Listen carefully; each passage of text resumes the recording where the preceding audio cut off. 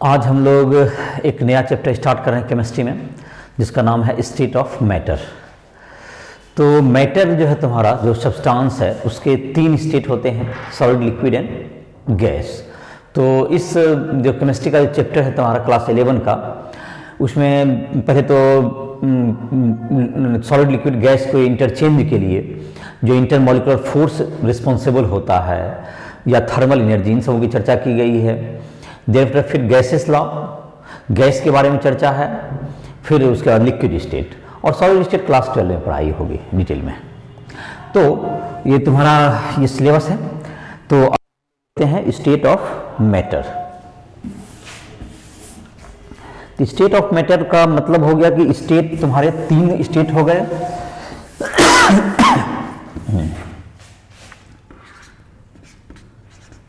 State of matter,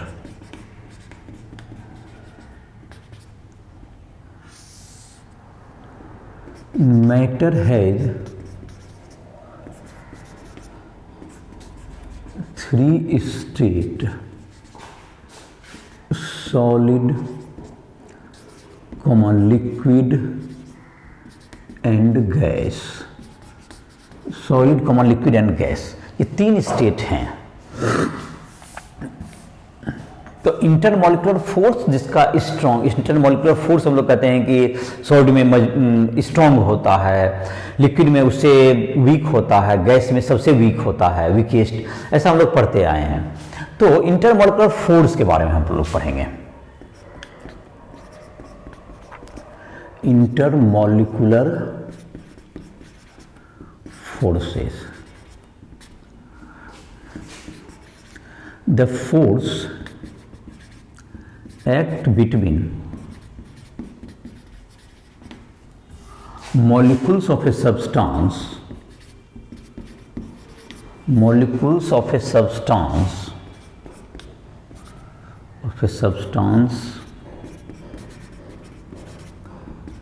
is called intermolecular forces.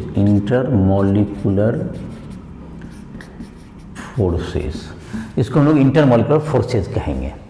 तो intermolecular forces जो हो गए तुमको, इसको जाहिर है कि वैंडरवाल के नाम पर दिया गया, वैंडरवाल फोर्स भी कहते हैं। इंटरमॉलिक्यूलर फोर्सेस के बारे में जो वैंडरवाल ने तुमको जो अपना जो है रियल गैस के लिए, आइडियल से रियल गैस में तुमको जो चेंजिंग आता है, जो उसकी चर्चा हम लोग आगे करेंगे, उसके में वैंडरवाल का योगदान काफ़ी रहा। तो उसी के सम्मान में इसको हम लोग इंटरमॉलिक्यूलर फोर्स को हम लोग वैंडरवाल फोर्स भी कहते हैं। तो वैंडरवाल फोर्सेस को चार पार्ट में बांटा गया है, जिसको हम लोग कह सकते हैं van der Waals forces, Waals force can be classified into four types। तो नंबर पहला है तुमको डिस्पर्शन और लंडन फोर्स। डिस्पर्शन और London force.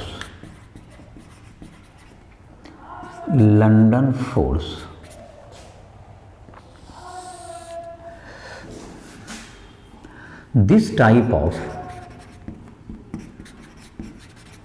intermolecular force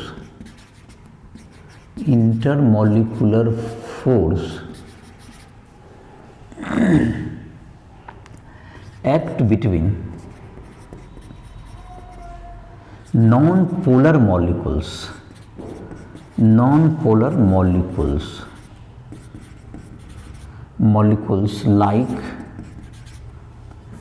like H2, O2, N2, Cl2, etc। तो ये जो मॉलिक्यूल, ये किस तरह का फोर्स है? ये तुमको जब सिमेट्रिकल होता है, जबकि जाहिर है कि इसमें जो कि इलेक्ट्रॉन का जो डिस्ट्रीब्यूशन होता है वो सिमेट्रिकल होता है। जैसे कि कोई भी Cl एटम है, तो Cl में जो इलेक्ट्रॉन होते हैं ये तुमको बहुत सिमेट्रिकल होंगे। जैसे एक इलेक्ट्रॉन यहाँ होते हैं, यहाँ पर Cl के इलेक्ट्रॉन हैं, यहाँ पर इलेक्ट्रॉन चार्ज होते हैं, इलेक्ट्रॉन क्लाउड हैं।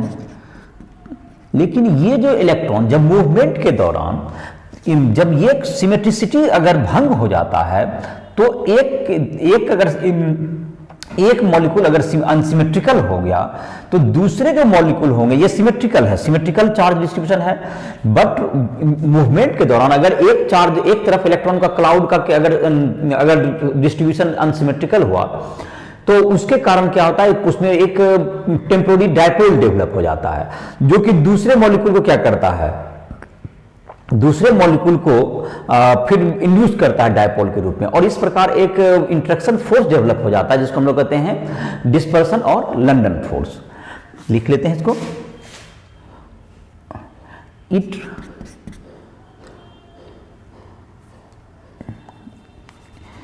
during movement of molecules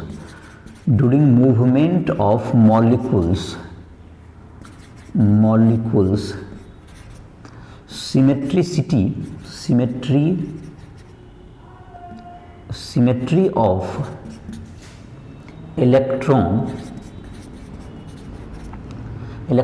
disappears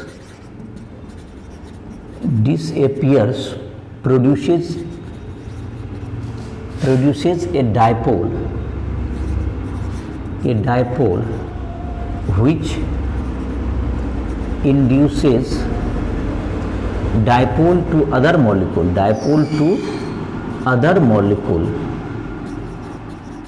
molecule hence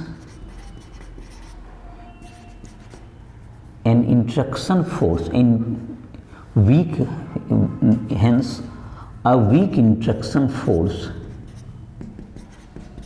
interaction force developed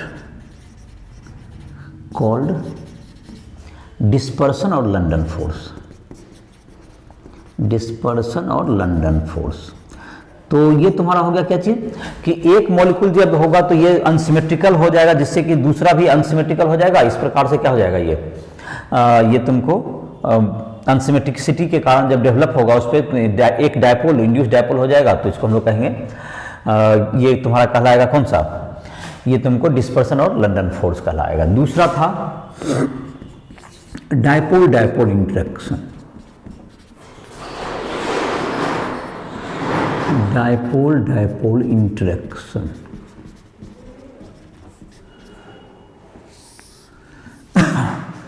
This type of interaction force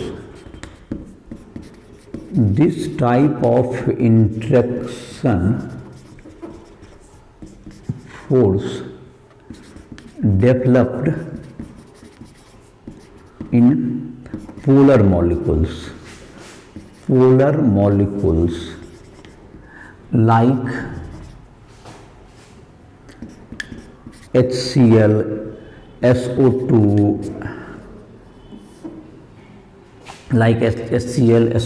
H2S, etc। तो इसमें क्या होगा तुमको, जैसे कि HCl की बात करें तो यहाँ पर HCl है, H का यहाँ पे इलेक्ट्रॉन है, यहाँ पर है, तो ये जो तुमको है इसकी ज़्यादा इलेक्ट्रॉनिगेटिविटी के कारण ये इलेक्ट्रॉन इसकी ओर कुछ चला जाता है, ज़्यादा इलेक्ट्रॉनिगेटिविटी, इसके कारण यहाँ पर कुछ जो है पॉजिटिव हो जाएगा और यहाँ पर कुछ निगेटिव हो जाएगा। और इस प्रकार से क्या हो जाएगा तुमको ये दूसरा जो मॉलिक्यूल ये डायपोल क्रिएट हो गया, प्लस माइनस चार्ज कुछ सेपरेट हो गया तो ये डायपोल हो गया। और यहाँ दूसरा जो मॉलिक्यूल है HCl का, उसमें भी क्या होगा, यहाँ पर ये डायपोल क्रिएट हो गया, तो ये एक डायपोल दूसरे डायपोल को क्या करेगा, ये अट्रैक्ट करेगा, तो ये तुमको एक दूसरे को क्या करता है, अट्रैक्ट करता, तो ये डायपोल और ये भी क्या हो गया डायपोल, ये दोनों एक दूसरे को अपनी ओर अट्रैक्ट करा, तो ये जो फोर्स हो गया that is called dipole interaction force. ये तुमको इट इज स्ट्रॉन्गर देन क्या होगा तुम्हारा, ये स्ट्रॉन्गर होता है इससे जो लंडन फोर्स है, जो डिस्पर्सन फोर्स या लंडन फोर्स है उससे ये स्ट्रॉन्गर होता है। और डायपोल इंटरेक्शन तुमको पोलर मॉलिक्यूल का मूवमेंट चीज होता है, तो इसके जो मेल्टिंग बॉइलिंग पॉइंट भी होता है, जैसे इंटरमॉलिक्यूलर फोर्स बढ़ता है तो मेल्टिंग बॉइलिंग पॉइंट के बारे में भी जानता होगा, तो ये तुमको इंक्रीज करता जाएगा। तो इसका जो इंटरमॉलिक्यूलर फोर्स वीक होता है, इसलिए इसके melting boiling point non polar molecule की कम होगी और पोलर की उससे ज्यादा होगी। और दूसरा जो फैक्टर होता है, मॉलिक्यूलर वेट बढ़ने पर भी इंटरमॉलिक्यूलर फोर्स बढ़ते हैं और इसके मेल्टिंग बॉइलिंग पॉइंट भी क्या होते हैं, इंक्रीज करते हैं। ये फैक्टर्स हैं। तीसरा है तुमको dipole induce dipole interaction, third number लिख सकते हैं डायपोल इंड्यूस डायपोल इंटरेक्शन।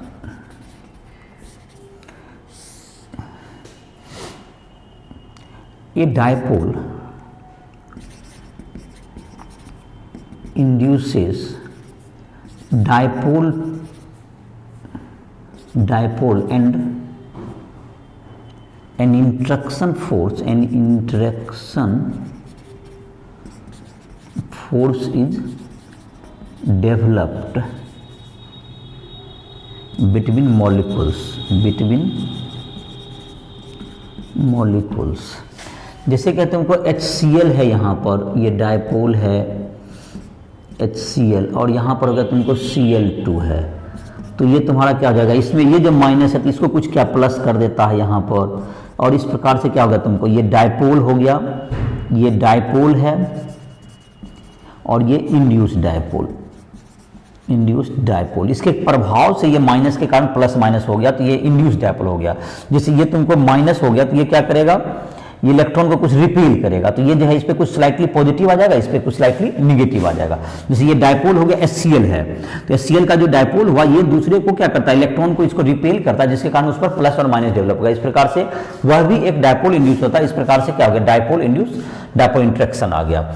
चौथा नंबर तुम्हारा है, जाहिर है कि तुमको हाइड्रोजन बॉन्डिंग, जो पहले ही पढ़ा है, hydrogen bonding. It is a special case of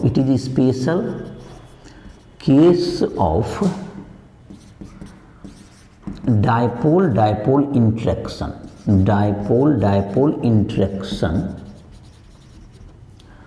which is the strongest van der Waals force।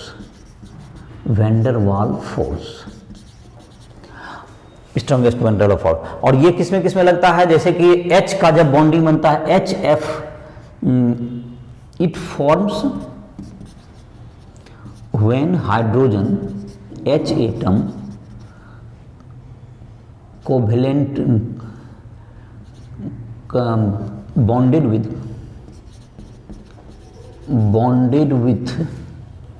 NF and O, nitrogen, fluorine and oxygen.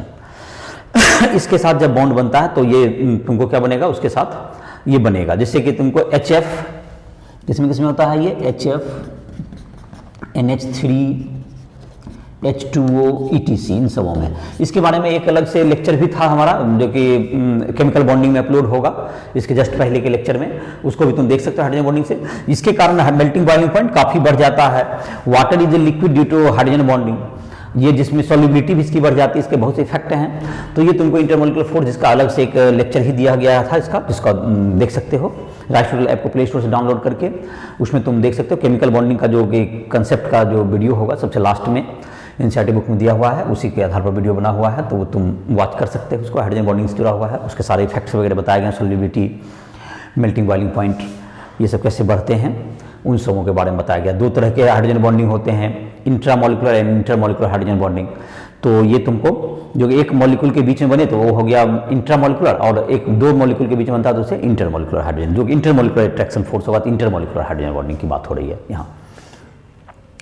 तो ये तुम्हारा हो गया, जिसमें सबसे वीकेस्ट हो गया कौन सा, वीकेस्ट का जहां को वीक का है सबसे, तो ये तुमको लंदन फोर्स है। उसके बाद डायपोल इंड्यूस डायपोल होगा, फिर डायपोल, उससे सबसे स्ट्रॉन्गेस्ट कौन हो गया, हाइड्रोजन बॉन्डिंग। तो ये तुम्हारा हो गया, तो ये तुम्हारा हो गया intermolecular forces.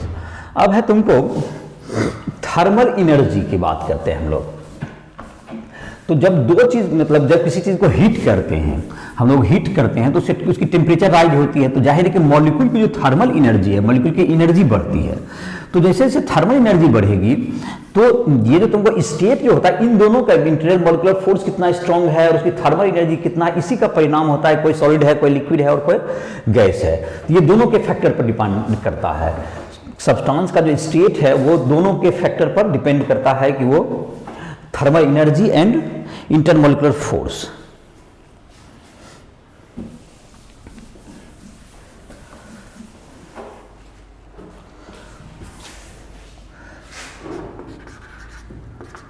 Thermal energy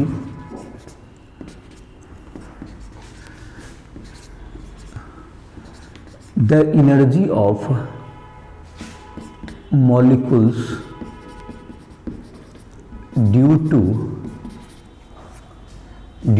its movement is called thermal energy. It is directly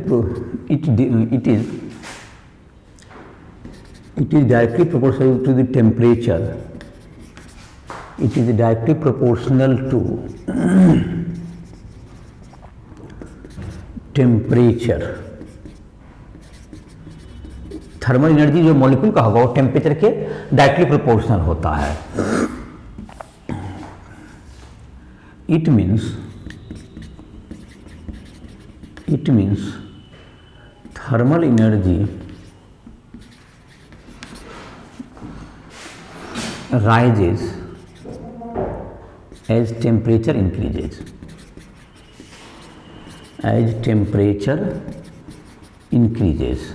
जैसे जैसे टेम्परेचर इंक्रीज करेगा थर्मल एनर्जी बढ़ेगा। इस प्रकार से क्या होगा तुम्हें थर्मल एनर्जी का ये तुम्हारा बढ़ेगा। और जाहिर है कि थर्मल एनर्जी जैसे जैसे बढ़ता है तो इंटरमोलिकुलर फोर्स और थर्मल एनर्जी ये दोनों मिल करके किसके क्या स्टेट को डिटरमाइन करता है। Thermal energy and intermolecular force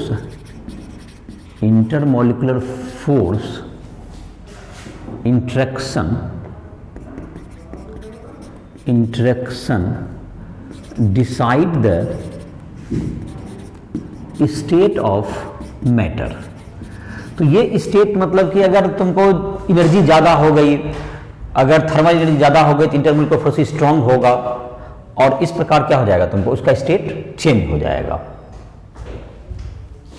state change हो जाएगा जबकि क्या हम किस ढंग से जब हम लोग थर्मल एनर्जी ज़्यादा होगा और तो इंटरमोलिकुलर फोर्सेज को अगर वीक पड़ गया तो उसके मॉलिक्यूल का सेपरेशन बढ़ जाएगा और उसका स्टेट चेंज हो जाता है। तो ये इन दोनों के परिणाम से होता है। थर्मल एनर्जी और इंटरमोलिकुलर फोर्स के इंटरेक्शन से ही किसी बॉडी का चीज का अगर इंटरमोलिकुलर फोर्स स्ट्रांग है तो उस टेम्परेचर पर कोई सॉलिड भी हो सकता है, किसी उसी टेम्परेचर पर कोई दूसरा जो जिसका इंटरमोलिकुलर फोर्स वीक है लिक्विड हो जाता है, कोई और वीकेस्ट है तो वो गैस भी हो जाएगा।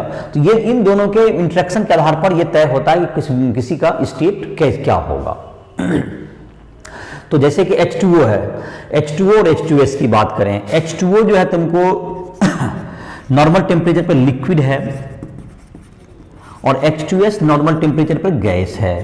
बिकॉज कि इसमें जो कि है जो एटमॉस्फेरिक टेम्परेचर है इसमें जो कि इंटरमोलिकुलर फोर्स है हाइड्रोजन बॉन्डिंग है, हाइड्रोजन बॉन्डिंग इसमें प्रेजेंट होता है जो कि इसमें जो स्ट्रांग है तुमको। और H2S में तुमको ये क्या होगा, ये डायपोल होगा, डायपोल इंटरेक्शन होगा, डायपोल इंटरेक्शन। तो ये स्ट्रांग है, स्ट्रांग फोर्स और इसमें है वीक फोर्स। इस कारण से ये तुम्हारा क्या देखो इसका जो स्टेट है ये लिक्विड है ये गैस है। कोई और जैसे उसी टेम्परेचर पर जिसका इंटरमोलिकुलर फोर्स जैसे कि तुम्हारा है जैसे आयन का तो इसमें चर्चा नहीं किया गया, आयन डायपोल भी होता है, आयंस भी एक दूसरे को अट्रैक्ट जैसे NaCl तो उसमें आयन भी इंटरेक्शन फोर्स लगता है जो वैन डेर वाल फोर्स के अंतर्गत नहीं आता है, ये तुमको इसलिए उसकी चर्चा नहीं की गई है। Ion dipole, ion induce dipole ये सभी इंटरेक्शन फोर्सेज हैं जो कि आयन जैसे NaCl है तो NaCl में एक आयन दूसरे आयन को इंटरेक्ट होता है तो वो तुमको काफी स्ट्रांग होता है। तो ये जैसे NaCl तो Na+ और Cl- ये आयन और आयन के बीच में है। तो आयन के बीच में ये स्ट्रॉन्गेस्ट है, स्ट्रॉन्गेस्ट हो गया तो ये सॉलिड है, ये सॉलिड स्टेट में पाया जा रहा है। जबकि H2O में इतना स्ट्रांग नहीं है लेकिन फिर भी हाइड्रोजन बॉन्डिंग जाहिर है कि वैन डेर वाल फोर्स में सबसे स्ट्रॉन्गेस्ट होता है तो उसके आधार पर ये तुमको है, उससे उससे वीकेस्ट ये है। तो इस प्रकार से क्या होगा, तुम्हें जो NaCl है ये स्ट्रॉन्गेस्ट है तो इसलिए सॉलिड है, उससे लिक्विड हो गया H2O, H2S उससे कम है तो गैस हो गया। कार्बन डाइऑक्साइड में जो है नॉन पोलर मॉलिक्यूल है, कार्बन डाइऑक्साइड क्या होगा, नॉन पोलर मॉलिक्यूल है CO2, तो CO2 में नॉन पोलर मॉलिक्यूल होने के कारण क्या हो गया, नॉन पोलर है, तुमको इसमें डायपोल नहीं पाया जाता क्योंकि डायपोल कैंसिल आउट हो जाता दोनों साइड से। तो ये डायपोल हो गया तुम्हारा, इसमें तुमको डायपोल दोनों तरफ से वेक्टर क्वांटिटी है जिस कारण से ये क्या हो जाता है, कैंसिल आउट हो जाता है डायपोल। तो ये नॉन पोलर होने के कारण क्या होगा, इसका वीक होता है स्ट्रैंगल मॉलिक्यूल, इसलिए गैस में पाया जाता है। तो जिसमें कि इंटरमॉलिक्यूलर फोर्स वीक होंगे जो, तो इसमें जाहिर है कि इसका जो डोमिनेंट जो मॉलिक्यूलर फोर्स होगा वो कौन सा होगा, डिस्पर्सन या लंडन फोर्स होगा। इसका जो कि डोमिनेंट जो फोर्स होगा डिस्पर्सन और लंडन फोर्स, तो लंडन फोर्स होगा। तो ये तुमको वीकेस्ट है, ये वीकेस्ट फोर्स हो गया। तो CO2 इसलिए क्या है, तुमको वीकेस्ट फोर्स होने के कारण CO2 कैसा स्टेट में पाया जाएगा, ये गैस में पाया जाएगा। और इसकी जाहिर है कि H2S से भी कम होगा, क्योंकि H2S में तो कम से कम डायपोल पाया जाता है, मैंने H और S का जो एंगुलर शेप हो जाता है, ये तुमको ये जो शेप होता है तुमको ये डायपोल, ये S का लोन पेयर होने के कारण इस ढंग से तुमको ये शेप होता है ना, तो जैसे इसका डायपोल कैंसिल नहीं हो पाता है, तो इसमें डायपोल इंट्रैक्शन बनता है। और CO2 लीनियर शेप होने के कारण क्या हो जाएगा, तुमको डायपोल जीरो हो जाता है, नेट डायपोल मोमेंट जीरो होता है। तो नॉन पोलर हो गया, ये पोलर है, तो ये डायपोल बनाता है एक दूसरे मॉलिक्यूल के साथ, और इसलिए इसका जो मेल्टिंग बॉइलिंग पॉइंट है इसकी तुलना में ज्यादा होगा। तो इस प्रकार से क्या कर सकते हैं, तो जैसे कि किसका मेल्टिंग पॉइंट, CO2 का बॉइलिंग पॉइंट कम होगा, H2S का उससे ज्यादा होगा, बिकॉज इसमें डायपोल इंट्रैक्शन है, इसमें लंडन फोर्स है। इससे भी ज्यादा H2O का होगा क्योंकि इसमें हाइड्रोजन बॉन्डिंग है, उससे ज्यादा भी NaCl का होगा बिकॉज उसमें आयन इंट्रैक्शन है। तो जाहिर है कि ये तुमको जो है इंटरमॉलिक्यूलर फोर्स के आधार पर यह तय होता है कि किसी एक पर्टिकुलर टेम्परेचर पर कौन सा पाया जाता है। लेकिन जहां तक अगर टेम्परेचर को राइज करते जाए, हम नॉर्मल एटमॉस्फेरिक टेम्परेचर से ज्यादा टेम्परेचर को बढ़ाते जाएं, तो जाहिर है कि जो लिक्विड है वो भी गैस बन जाता है। जैसे H2O तुमको 100 डिग्री सेल्सियस तक अगर हीट कर दें नॉर्मल प्रेशर पर, एटमॉस्फेरिक प्रेशर पर, तो क्या बन जाएगा, वो वेपर में कन्वर्ट हो जाता है। और 0 डिग्री सेल्सियस से अगर डाउन टेम्परेचर कर दें तो वो सॉलिड आ जाएगा। तो इसी प्रकार सभी सब्सटेंस को, NaCl है या कोई भी सब्सटेंस को हम लोग स्टेट को चेंज कर सकते हैं टेम्परेचर के आधार पर। तो ये तुम्हारा हो गया, इससे जुड़ा हुआ कंसेप्ट हो गया जो कि इंटरमॉलिक्यूलर फोर्स और उससे कैसे स्टेट बदलता है उसके आधार पर हो गया। इसके बाद तुमको दिया हुआ है, इसमें तुमको इंटरमॉलिक्यूलर फोर्स के बाद तुमको है गैसेस लॉ। तो आज के टॉपिक में हम लोग गैस लॉ भी डिस्कस कर लेते हैं। गैस लॉ में जो तुम्हारा है पहला गैसेस स्टेट देख लेते हैं। तो गैसेस स्टेट हो गया तुमको जिसमें कि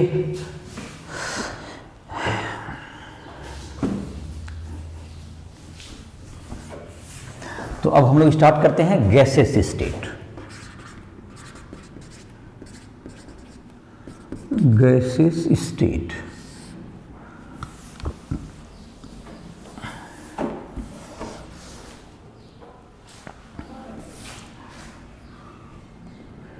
in gaseous state the intermolecular force is weakest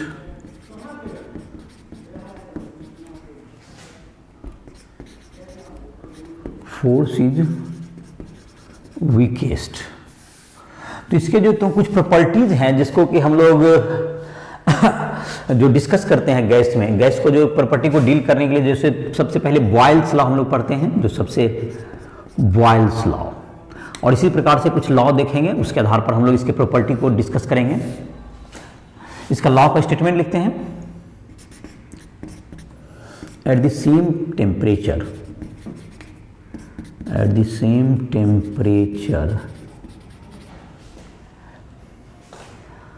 the pressure of given mass of gas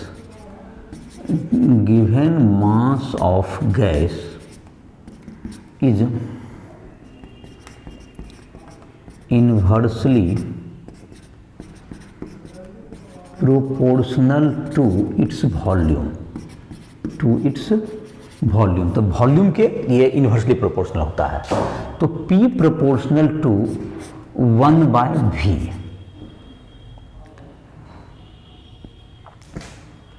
1/V, at constant temperature and mass. तो P बराबर K बाय V, तो पी भी बराबर K कांस्टेंट हो गया। तो P इंटू भी बराबर कांस्टेंट हो गया, तुमको ये है। और इसका if initial pressure and volume of gas is P1, V1 which changes to P2 and V2, then P1 V1 बराबर क्या हो गया, P2 V2 बराबर K हो गया। तो ये तुमको एक लॉ बना, P1 V1 बराबर K हो जाएगा, P2 V2 बराबर भी K। इसको हम लोग बॉयल्स लॉ का एक मैथमेटिकल फॉर्म बोलते हैं, ये बॉयल्स लॉ से आया हुआ है। बॉयल्स लॉ का ये एक मैथमेटिकल फॉर्म है जिससे कि क्वेश्चन तुम बना सकते हो। बॉयल्स लॉ का जैसे कि ये जो टेम्परेचर प्रेशर का जो कि ग्राफ अगर हम लोग ड्रॉ करें, तो जिसको हम लोग आइसोथर्म भी कहते हैं, जो टेम्परेचर सेम रहता है, इधर अगर लेते हैं प्रेशर और इधर लेते हैं हम लोग वॉल्यूम, तो प्रेशर इंटू वॉल्यूम कांस्टेंट है। तो इस तरह का जो ग्राफ होता है जिसको हम लोग कहते हैं रेक्टेंगुलर हाइपरबोला, इसको कहते हैं। इस तरह का टेम्परेचर, इस तरह ग्राफ को हम लोग रेक्टेंगुलर हाइपरबोला, आइसोथर्म भी कह सकते हैं इसको। आइसोथर्म इसलिए कहते हैं जो टेम्परेचर सेम है। और ये इसको, इस ग्राफ का नाम है, इस कर्व का नाम है रेक्टेंगुलर हाइपरबोला, रेक्टेंगुलर हाइपरबोला। तो ये तुम्हारा जिसका कि x into y equal to constant होता है, तो उसका ये ग्राफ होता है, ये फर्स्ट क्वाड्रेंट और थर्ड क्वाड्रेंट में जाता है। तो यहाँ पे प्रेशर और वॉल्यूम तो निगेटिव नहीं हो सकता, इसलिए यहाँ पे उसका कोई फिजिकल सिग्निफिकेंस नहीं होगा। मैथमेटिकली वो जो तुमको रेक्टेंगुलर हाइपरबोला दोनों कर्व में जाते हैं। X y equal to constant है, कॉन्स्टेंट पॉजिटिव है, तो फर्स्ट क्वाड्रेंट और सेकंड क्वाड्रेंट, तो थर्ड क्वाड्रेंट में जाएंगे। तो यहाँ पर तुमको जाहिर है कि ये रेक्टेंगुलर हाइपरबोला, अगर जैसे जैसे प्रेशर बढ़ेगा, जैसे देखो यहाँ पर क्या है, एक बढ़ रहा है, जैसे कि यहाँ पर ये इधर बढ़ रहा है, तो देखो ये दूसरा डाउन होते जा रहा है। जैसे जैसे ये और जैसे जैसे देखो दूसरा, मतलब ऑटोमेटिक दोनों इधर, इसमें देखो ये राइज कर रहा है तो ये इसका इधर कम होता है, तो एक बढ़ता है तो एक घटता है। इस ग्राफ में यही देखा जा सकता है। P इंटू भी इक्वल टू कॉन्स्टेंट होता है। और जाहिर है कि जब टेम्परेचर इसी का जैसे टेम्परेचर ज्यादा हो जाएगा, तो ये तुमको अगर ये लो टेम्परेचर पे है, तो अगर ये और कम टेम्परेचर पर, इस ग्राफ ऐसे आएगा, इसका थोड़ा सा और पहले आएगा, P इंटू भी का वैल्यू कम हो जाएगा किसी भी जगह पर, तो वो तुम्हारा मतलब कुछ कम इधर कम हो जाएगा, एक्सेस के नज़दीक आ जाएगा। तो P इंटू भी इक्वल टू कॉन्स्टेंट। अब जैसे कि एक आध क्वेश्चन इसमें देख सकते हैं हम लोग, एक आध क्वेश्चन तुम्हारे बुक में भी है, एनसीईआरटी बुक में, उसको भी देख सकते हो। ऐसे मैं क्वेश्चन सिंपल सा दे देता हूँ उसी टाइप का।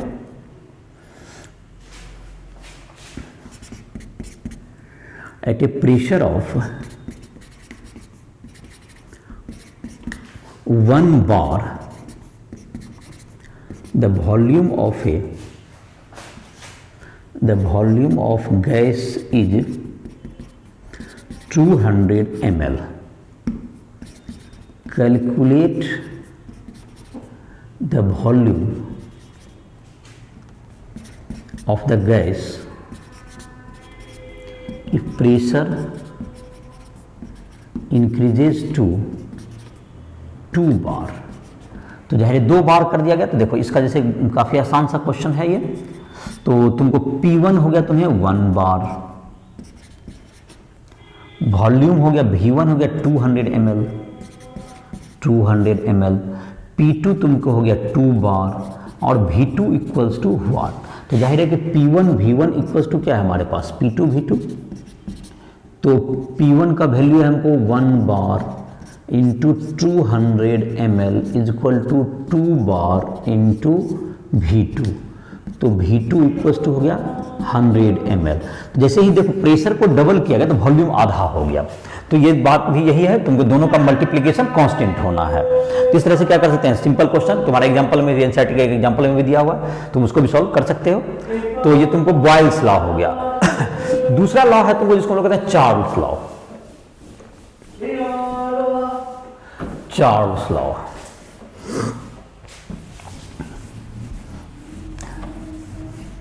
तो चार्ल्स लॉ का स्टेटमेंट है तुमको, ये वॉल्यूम और टेम्परेचर के बीच का है। और टेम्परेचर जो गैस लॉ जो ओबे होता है वो जाहिर है कि केल्विन स्केल में हम लोग इसको लागू करते हैं। तो केल्विन या एब्सोल्यूट स्केल भी जिसको कहते हैं।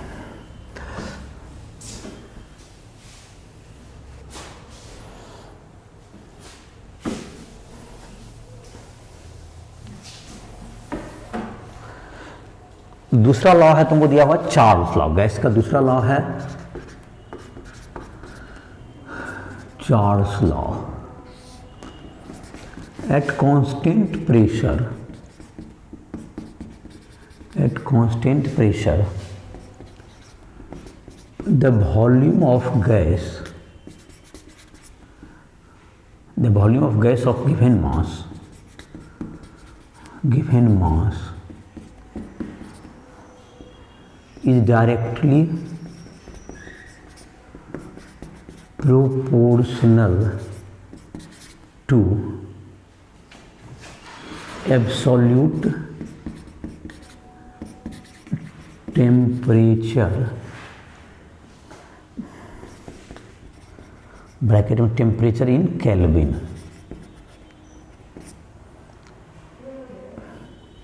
Of the gas.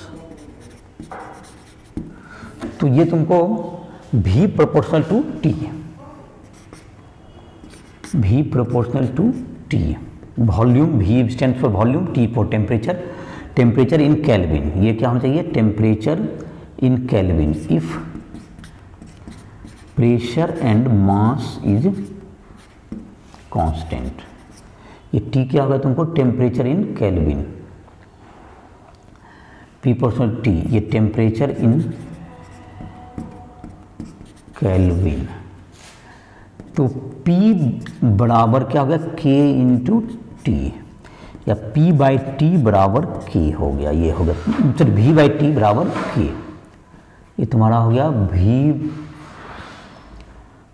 बराबर KT, या V बाई टी बराबर K, V बराबर KT हो गया, या V बाई टी बराबर K हो गया। तो इनिशियल प्रेशर वॉल्यूम, अगर initial volume, if initial volume and temperature is V1, T1 which changes to V2 and T2, then V1 by T1 equals to क्या होगा, V2 by T2, ये होगा तुम्हें V1 by T1 equal to V2 by T2। ये जो तुम्हारा हो गया, ये तुम्हारा टेम्परेचर का V और T के बीच में ये ग्राफ है। इधर तुमको है टेम्परेचर इन केल्विन, और इधर है वॉल्यूम ऑफ गैस, तो ये तुमको जो है इस ढंग से ये स्ट्रेट लाइन ग्राफ हो जाएगा, ये जो कि बताएगा। और धीरे धीरे जैसे जैसे घटते जाएगा ये तुमको टेम्परेचर 0 केल्विन हो जाएगा, तो जहाँ पे वॉल्यूम 0 हो जाता है, तो ये तुमको एक टेम्परेचर है जहाँ पर कि वॉल्यूम उसका 0 हो जाएगा, लेकिन उसके पहले वहाँ तक उस टेम्परेचर पर कोई भी सब्सटेंस गैस में रहता ही नहीं है, इसलिए ये एक एब्सोल्यूट बात हो गई। एट 0 केल्विन वॉल्यूम बिकम्स 0, तो 0 डिग्री सेल्सियस जहाँ तक है 0 केल्विन इक्वल टू होता है -273.15 डिग्री सेल्सियस। तो 0 केल्विन का ये मतलब हुआ। तो कोई भी टेम्परेचर अगर है तो उसमें अगर 273.15 ऐड कर देंगे तो वो केल्विन में बदल जाएगा। तो टेम्परेचर डिग्री सेल्सियस को केल्विन में बदलने के लिए क्या करेंगे, डिग्री सेल्सियस में 273.15 केल्विन को 15 ऐड कर देंगे तो वो केल्विन में कन्वर्ट हो जाएगा। तो ये 0 डिग्री पर जाकर के क्या होता है, वॉल्यूम बिकम 0 एट 0 केल्विन या -273.15 डिग्री सेल्सियस। लेकिन वहाँ तक कोई भी सब्सटेंस उस टेम्परेचर पर 0 केल्विन पर तक कोई नहीं जा सकता, क्योंकि कोई सब्सटेंस उसके जाने, गैस जो है उसके पहले ही क्या बन जाता है, सॉलिड में कन्वर्ट हो जाता है। तो इसलिए कोई भी सब्सटेंस, इसलिए एक हाइपोथेटिकल ये चीज़ है कि वो 0 केल्विन पर गैस का वॉल्यूम 0 हो जाएगा। तो V1 by T1 equal to V2 by T2। और जाहिर है कि इसमें जो टेम्परेचर रखना है हमेशा डिग्री सेल्सियस में। जैसे कि एक क्वेश्चन के द्वारा इसको दिखा देते हैं, लिख देते हैं, the volume of gas is 5 litre at 27 degree Celsius, 27 degree Celsius. Calculate its volume at 127 degree Celsius. इसको निकालें तो देखो जैसे कि क्या होगा तुम्हारा 5 लीटर दिया गया वॉल्यूम सॉल्यूशन, तो V1 इक्वल्स टू 5 लीटर है, T1 इक्वल्स टू क्या होगा 27 प्लस 273 ही ऐड करो तो 15 छोड़ देते हैं, तो इतना डिग्री सेल्सियस से क्या चीज कन्वर्ट हो गया ये केल्विन में, तो T1 इक्वल्स टू 300 केल्विन हो गया। T2 इक्वल्स टू कितना हो गया 127 plus 273 kelvin, that equals to 500 kelvin, 273 400 kelvin, तो 127 हो गया तो दैट इज 400 केल्विन हो गया ये 400 केल्विन। और V2 इक्वल्स टू व्हाट, तो देखो अब फार्मूला काफ़ी आसानी से बन जाएगा, तो केल्विन में कैसे बदलना वो भी देख लिया, V1 by T1 equals to V2 by T2, ये 5 litre by 300 kelvin equals to V2 by 400 kelvin, तो V2 इक्वल टू क्या होगा तुम्हें 5 इंटू 4 दैट इज 0 0 तो कैंसिल हो गया 20 by 3 litre, that's equal to 20 by 3 litre, यही आंसर हो गया। तो ये तुम्हारा हो गया वॉल्यूम, तो इस तरह से इसको बैठा सकते हो टेम्परेचर पर। अब है तुमको तीसरा लॉ है जिसको हम लोग कहते हैं गैलुजैक्स लॉ।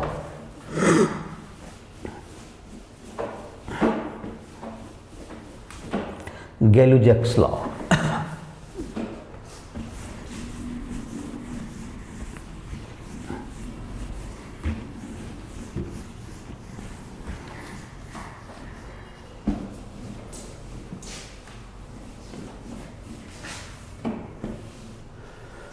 गैलुजैक्स लॉ, तीसरा लॉ है तुमको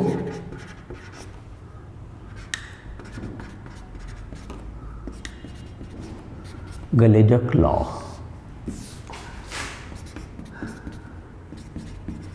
एट कांस्टेंट टेम्परेचर,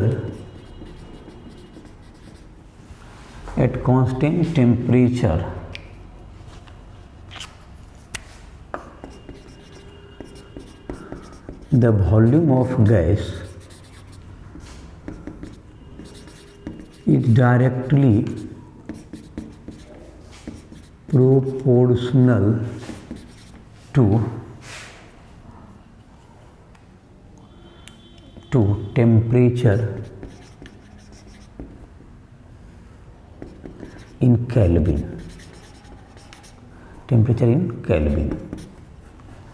तो P proportional T if V and mass is constant, या P बराबर KT, P by T is equal to K, जाहिर है कि P1 by T1 is equal to क्या जाएगा, इससे लॉ जो अभी निकाले 2 बार तो समझ ही गया होगा, P1 और T1 अगर पहला प्रेशर और टेम्परेचर है, दूसरा तो P2 T2, ये भी हो गया तुम्हारा। और इसका भी ग्राफ क्या हो जाएगा तुम्हारा, ये प्रेशर और टेम्परेचर जाहिर है केल्विन में होना चाहिए, temperature should be in kelvin, temperature in kelvin scale में होना चाहिए गैस लॉ में, और ये प्रेशर होना चाहिए, प्रेशर, तो तुमको ये जो है ये भी स्ट्रेट लाइन होगा, जो सिमिलर लॉ है ये तुमको चार्ल्स लॉ का टाइप से ही है, जिसमें कि ये प्रेशर और वॉल्यूम के बीच में है। तो जाहिर है कि फार्मूला पर इसमें क्वेश्चन वगैरह देखने की ज़्यादा जरूरत नहीं है, इसको तो सिंपली बैठा सकते हो। तो ये तुम्हारा हो गया गैलुजैक्स लॉ। चौथा लॉ जो तुम्हारा दिया हुआ है जिसको हम लोग कहते हैं एवोगाड्रो लॉ। एवोगाड्रो का नाम सुना हुआ है, जो एवोगाड्रो नंबर मोल में दिया हुआ है तुमको।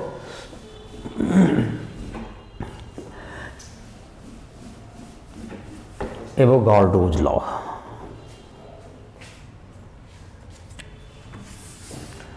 चौथा लॉ तुम्हारे बुक में है, एनसीईआरटी बुक में, Avogadro law. At constant temperature and pressure, eight constant temperature and pressure the volume of gas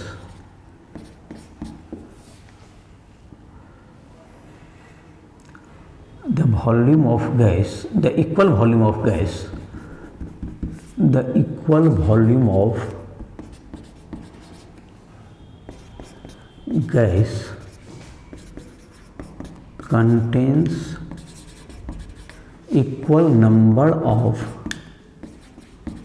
molecules और मोल्स। तो उसका जो है तुमको अगर इक्वल वॉल्यूम हो, इक्वल तुमको क्या हो, अगर इक्वल अगर वॉल्यूम हो, टेम्परेचर प्रेशर हो, तो इक्वल वॉल्यूम में नंबर ऑफ मोल भी उसके सेम होंगे। तो नंबर ऑफ मोल को अगर n कहें या मॉलिक्यूल को, इफ v प्रोपोर्शनल टू क्या हो गया n हो गया नंबर ऑफ मोल, और v हो गया volume of gas at if P&T is constant.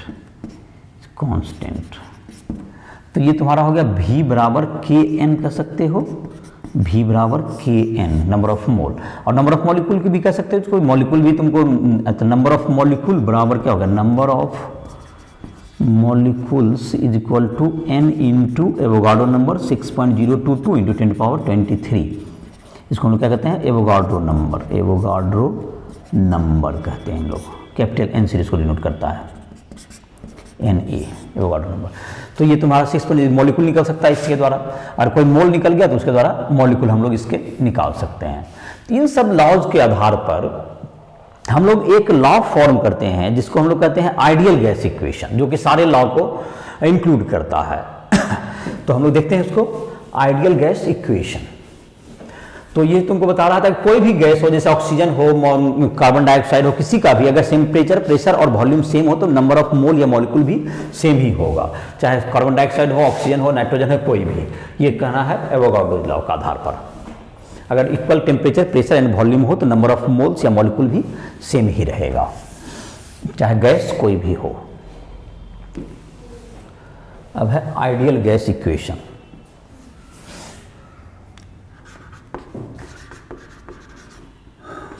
Ideal gas equation, तो जितने गैस जो है सब इसके आधार पर, जैसे कि हमने पढ़ा अभी v प्रोपोर्शनल टू 1/p, ये Boyle's law. If p and mole mass which is kept constant, ये कौन सा लॉ हो गया, बॉयल्स लॉ है तुमको, बॉयल्स लॉ। फिर चार्ल्स लॉ क्या था, v proportional to t, if p and n is constant, n is constant. Avogadro law, Avogadro law, v proportional n if p and t is constant, जब ये दोनों constant हो, this imply that v proportional to क्या हो जाएगा तुम्हें, v proportional to क्या हो जाएगा तुमको, nt/p, nt/p,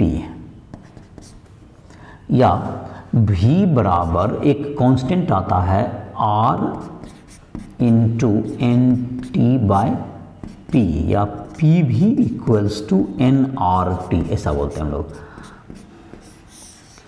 r को जहाँ तक कहते हैं, ये हो गया आइडियल गैस इक्वेशन, ये है आइडियल गैस इक्वेशन, ये सभी इक्वेशन लॉ को इंक्लूड करता है, आइडियल गैस से जुड़ा हुआ। r is called universal gas constant, सभी गैस के लिए सेम है इसलिए इसको यूनिवर्सल कहते हैं, यूनिवर्सल गैस कांस्टेंट। और R का वैल्यू होता है SI यूनिट में, मतलब 8.314 जूल पर मोल पर केल्विन, या 0.083 अगर आप एटमॉस्फेरिक प्रेशर या बार में देते हैं, टेम्परेचर प्रेशर बार लीटर में वॉल्यूम दे दीजिए, पर मोल और पर केल्विन में, टेम्परेचर तो केल्विन में देना ही है, लीटर में अगर आप देते हैं एटमॉस्फेरिक प्रेशर, जहाँ तक कि तुमको कन्वर्सन की बात है तो 1 बार इक्वल्स टू होता है 760 mm of Hg pressure, 60 mm of Hg pressure. और 1000 litre equals to 1 metre cube, ये तुमको हो गया। और 1 atmospheric pressure, 1 atmospheric pressure is equal to 1.013 10⁵ pascal. ये सब तुमको ये कन्वर्सन हो गए एक को दूसरे में कन्वर्ट करने का। तो ये जब चाहे जिसको इसको यूज करने के लिए हम लोग आर का वैल्यू जबकि एसआई यूनिट में यूज करेंगे तो 8.314 रखिए जूल पर मोल, तो पी को पास्कल में रखना होगा, भी को मीटर क्यूब में रखना होगा। और अगर लीटर और एटमॉस्फेरिक प्रेशर में रखते हैं जो बार में, तो 0.083 का यूज करेंगे। तो ये तुम्हारा हो गया। और जब इसमें रखेंगे एट एसटीपी जैसे है तुम्हारा, at STP standard temperature pressure, P is equal to 1 atmospheric pressure, 1 atmospheric pressure, और V इक्वल्स टू, भी तो हमको अगर निकालना हो P हो गया temperature is equal to 0 degree Celsius is equal to 273.15 kelvin. तो P भी फॉर आइडियल गैस, तो आइडियल गैस इक्वेशन हम लोग इसका वॉल्यूम निकाल, P भी इक्वल्स टू nRT। तो N का मान अगर 1 मोल डाल दें तो कितना वॉल्यूम आता है, तो 1 एटमॉस्फेरिक प्रेशर इंटू वॉल्यूम तुमको आएगा 1 इंटू आर को 0.083 ले लो लीटर बार एटमॉस्फेरिक लीटर और पर मोल पर केल्विन, इंटू कितना होगा तुमको टेम्परेचर देते हैं 273.15 केल्विन। तो इसका जो वॉल्यूम आएगा जहाँ लीटर बच जाएगा ये तो कैंसिल आउट हो जाएगा, तो 22.4 लीटर ये आ जाएगा तुमको अबाउट। सभी गैस का जो तुमको थोड़ा बहुत, जो कोई भी गैस पूर्णतः कभी भी आइडियल नहीं व्यवहार करता, उसके करीब होता है। तो सभी के जो वॉल्यूम है तुम्हारे बुक में एक लिस्ट करके दिया हुआ जो इसके आसपास वेरी करते हैं, तो कितना डेविएशन है वो तुम ऑब्जर्व कर सकते हो। ये रफली सही होता है बहुत सा गैस के लिए, ये मतलब इसी के अबाउट वैल्यू आते हैं। तो तुम्हारे टेबल बुक में, एनसीईआरटी बुक में तुम्हारा टेबल करके दिया हुआ है कितना करीब है, उससे तुम ये जांच कर सकते हो कौन सा गैस कितना आइडियल गैस के करीब आता है। No gas is complete ideal, कोई भी गैस कंप्लीट आइडियल गैस के नहीं होता बल्कि उसके करीब हो सकता है। तो आइडियल कब होता है, at low temperature and high pressure. तो कोई भी गैस बिहेव्स आइडियली, अभी इसकी बाद में भी चर्चा करेंगे, gas behaves ideally at low pressure, ध्यान रहे याद रहेगा रखना, low pressure and high temperature.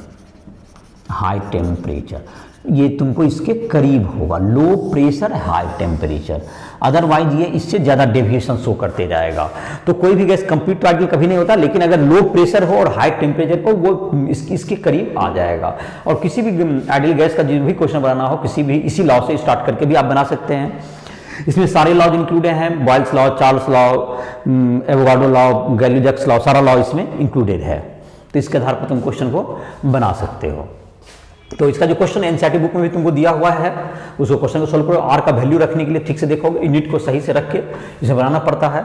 तो तुमको इसमें जो इस लॉ के आधार पर जैसे तुमको एक दिया हुआ है इसमें डेंसिटी ऑफ गैस, तो उसको भी निकाल लेते हैं हम लोग, density of ideal gas.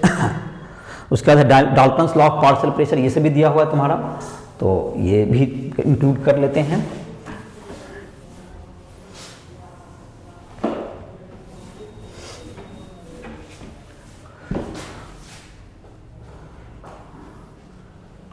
Are का वैल्यू किस ढंग से रखना है ये तुमने देखा, जब एसआई यूनिट में रहेगा तो आर का वैल्यू याद कर लो 8.314 जूल पर मोल पर केल्विन। अब है तुम्हारा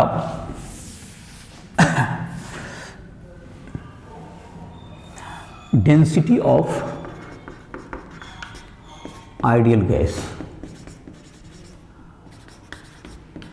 density of ideal gas P भी इक्वल्स टू nRT, ये आइडियल गैस इक्वेशन है, इसी से आगे बढ़ेंगे।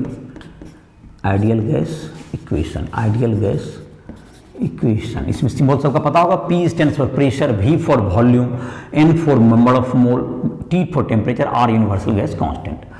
तो P भी इक्वल्स टू क्या होगा, मोल इक्वल टू क्या होता है, मास बाय मॉलिक्यूलर वेट।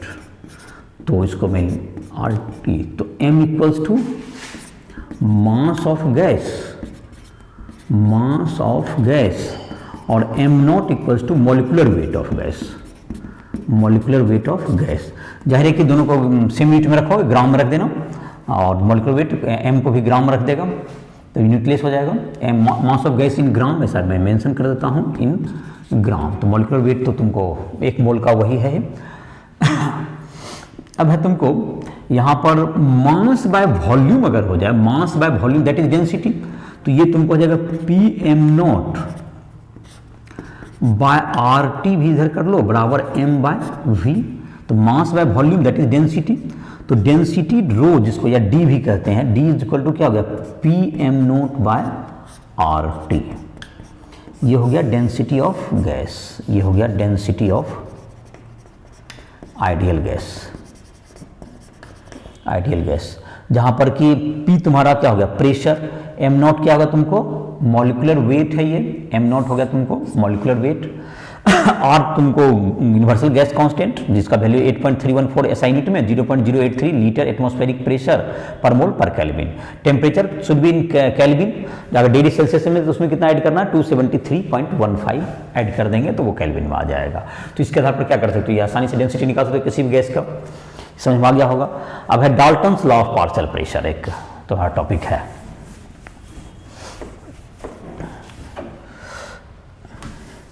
तो ये कहता है तुमको Dalton's law of partial pressure में क्या हुआ। डाल्टन्स लॉ का कहना है कि तुमको जब कोई मिक्सचर हम लोग बनाते हैं कुछ गैस का, तो शवों का जो कि मोल हो, शवों के कारण जो प्रेशर होता है वह उसके सभी गैस का जो उसमें प्रेशर होता है उसको हम लोग पार्शियल प्रेशर कहेंगे उस गैस का, और टोटल प्रेशर जब होगा तो उन सभी गैसों के पार्शियल प्रेशर के सम के बराबर होगा। तो सभी गैस का जब अपना अपना प्रेशर होगा वह क्या होगा, इंडिविजुअल प्रेशर तुम्हारा जितना भी निकलेगा सभी गैस का अपना इंडिविजुअल प्रेशर निकालेंगे, और उसको अगर उसको ऐड कर देंगे तो नॉन इंटरेक्टिंग गैस होना चाहिए, तो जो एक दूसरे से रिएक्ट ना करे, नॉन रिएक्टिंग गैस हो, तो उसका जो कि तो टोटल प्रेशर आएगा सभी इंडिविजुअल गैस के पार्शियल प्रेशर के सम के इक्वल होता है। ये तुमको इसका कहना है Dalton's law of partial pressure. तो इसको लिख लेते हैं Dalton's law of partial pressure.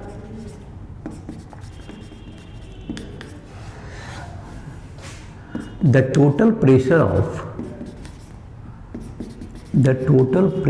of mixture of a gas is sum of partial pressure of each gas, each component gases। तो अगर मिक्सचर में जैसे P इक्वल टू दो गैस है तो P equal to P1 plus P2 dot dot dot, P equal to total pressure P1 is equal to partial pressure of first gas, partial pressure of first gas, और P2 equal to partial pressure of second gas. तो ये तुमको जहाँ तक है हम लोग चाहें तो इसको हम लोग क्या कर सकते हैं, गैस लॉ के मुताबिक हम लोग इसको प्रूव भी कर सकते हैं। अगर मान लेते हैं N1 मोल है एक गैस का, तो इन ए वेसल ऑफ वॉल्यूम भी, इन ए वेसल ऑफ वॉल्यूम भी N1 mole of first gas and N2 mole of second gas, N2 mole of second gas is taken at temperature T, at temperature T। तो P1 क्या हो जाएगा, इसका जो individual pressure P1 into V, vessel तो वही रहेगा सबके दोनों के लिए, एक ही वेसल में आपने डाला है, equal to N1 RT, temperature भी सेम ही है। P2V इज इक्वल टू क्या होगा तुम्हें N2 RT। तो दोनों का जो तुम्हारा होगा, जहां तक कि इसको ऐड कर दें दोनों को, तो दोनों को ऐड कर देंगे तो क्या हो जाएगा तुम्हारा, तो टोटल प्रेशर जो तुम्हारा हो जाएगा P equal to P1 by P2 equal to क्या होगा N1 बाय N2। तो टोटल प्रेशर जब निकालेंगे, टोटल प्रेशर P अगर होगा, टोटल प्रेशर इज P, ये P1 P2 पार्शियल प्रेशर हो गया इसका, तो P भी इक्वल टू क्या हो जाएगा, टोटल मोल ऑफ गैस जितना रहेगा तो N1 plus N2 into RT, ऐसा कर सकते हैं आप। तीसरा टोटल गैस के लिए टोटल प्रेशर P हो गया टोटल प्रेशर, टोटल गैस के लिए ये P1 प्रेशर पार्शियल प्रेशर, ये P1 P2 हो गया पार्शियल प्रेशर हो गया ये। तो अब तुमको अगर डिवाइड करें तो P भी, तो P1 बाई P अगर फर्स्ट को इसको 1, इसको 2, इसको 3 कर दें, तो 1 बाई 3 करें तो क्या होगा तुम्हारा P1 by P equals to N1 by N1 plus N2। तो P1 इक्वल्स टू अगर पार्शियल प्रेशर निकालना चाहते क्या है N1 by N1 plus N2 into P हो गया, तो ये मोल फ्रैक्शन ऑफ 1 हो गया। P1 equals to mole fraction x1 into total pressure, ये mole fraction of gas 1, mole fraction of gas 1। तो P2 इक्वल्स टू क्या हो गया x2 इंटू P, ये हो गया मोल फ्रैक्शन ऑफ गैस 2। ये तुम्हारा हो गया P1 P2। मोल फ्रैक्शन भी से निकाल सकते हैं, मैं मोल फ्रैक्शन के आधार पर पार्शियल प्रेशर भी निकाल सकते हैं, और पार्शियल प्रेशर दिया हुआ है तो टोटल प्रेशर भी निकाल सकते हैं। तो P इक्वल टू क्या होगा तुम्हारा P equal to P1 plus P2, यहाँ से अगर दोनों को ऐड कर दें 1 और 2 को ऐड करें तो यहाँ पर हम लोग क्या निकाल सकते हैं 1 और 2 ऐड करें और तीसरा से कंपेयर करें तो P बराबर क्या निकल गया P1 प्लस P2 निकल जाएगा। 1 और 2 को ऐड करके ये तुम्हारा पार्शियल प्रेशर भी निकल जाएगा, उसका सम के बराबर हो गया। तो इस तरह से क्या कर सकते हैं हम लोग ये तुम्हारा Dalton's law of partial pressure हो गया। एक है तुमको ग्राहम्स लॉ ऑफ डिफ्यूजन, जो कि एनसीईआरटी बुक में तो नहीं दिया हुआ है लेकिन थोड़ा सा चर्चा कर देते हैं। डिफ्यूजन का मतलब ये होता है तुम्हारा कि जब दो गैस को एक जगह पर अगर मिक्स कर रहे हों तो एक दूसरे में जो मिक्स होने का जब मिक्स होता है तो उसको हम लोग कहते हैं डिफ्यूजन। इस प्रोसेस को when two gases mixes each other it is called diffusion. तो ये है Graham's law of diffusion.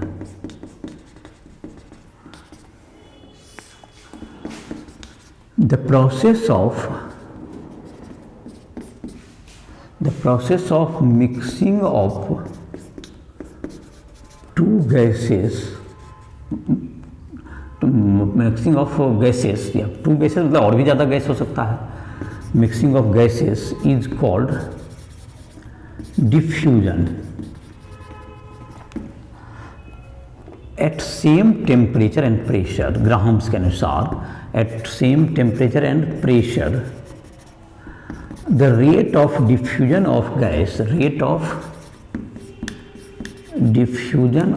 gas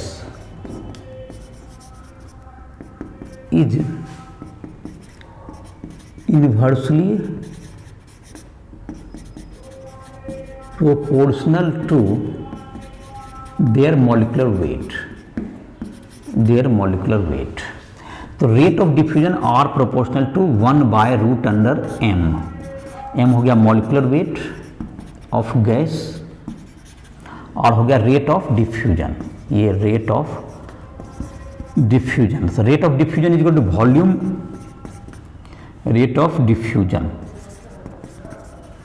is equal to volume of gas dissolved, volume of gas diffused by time interval.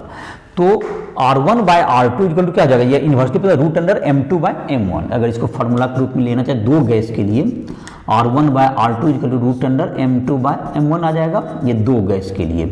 ये अगर एक gas का ये for to gases, ये दोनों गैस के लिए फॉर टू गैसेस, तो एक का R1 है एक का R2 है, तो दोनों के inversely proportional to the molecular weight. Molecular weight R1 का मॉलिक्यूलर वेट यहाँ है, इसका R2 का यहाँ है, उल्टा। R1 का मॉलिक्यूलर वेट का R1 जिसका रेट है उसका मॉलिक्यूलर वेट नीचे है और R2 का ऊपर चला गया, इन्वर्सली प्रोपोर्शनल, रूट के प्रोपोर्शनल हो गया। तो इस तरह से क्या कर सकते हो, इसका तुमको ये तुम्हारा ground law of division NCERT book में दिया हुआ है, तो इस प्रकार से क्या कर सकते हो, तुम इसका बना सकते हो।